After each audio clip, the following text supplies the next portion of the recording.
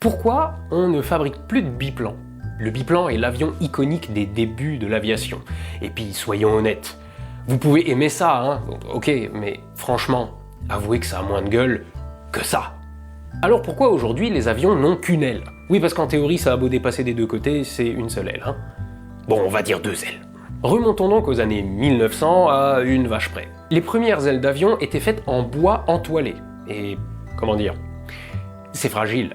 Imaginez une structure en bois la plus fine et légère possible et tout au bout, vous posez le fuselage d'un avion et vous espérez que ça résiste sans casser. C'est déjà pas gagné.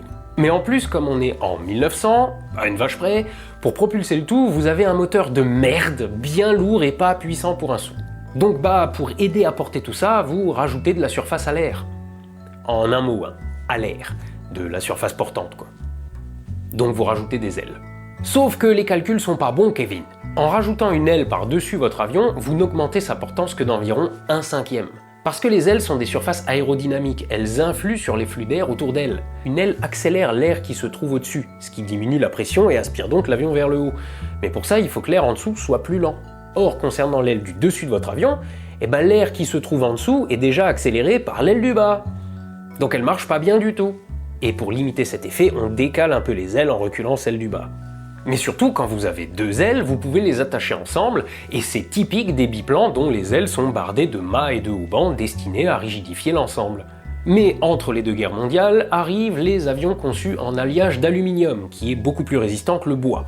De même, les moteurs ont fait un grand bond en termes de puissance. Et donc, on n'a simplement plus besoin de s'encombrer de cette deuxième aile qui prend de la place, bouche la vue du pilote, et tout ça pour n'apporter au final que 20% de portance supplémentaire. Et pourtant, aujourd'hui encore, on fabrique le Waco YMF5, le Pitts spécial ou encore le Stamp. Pourquoi? Parce qu'ils ont de la gueule.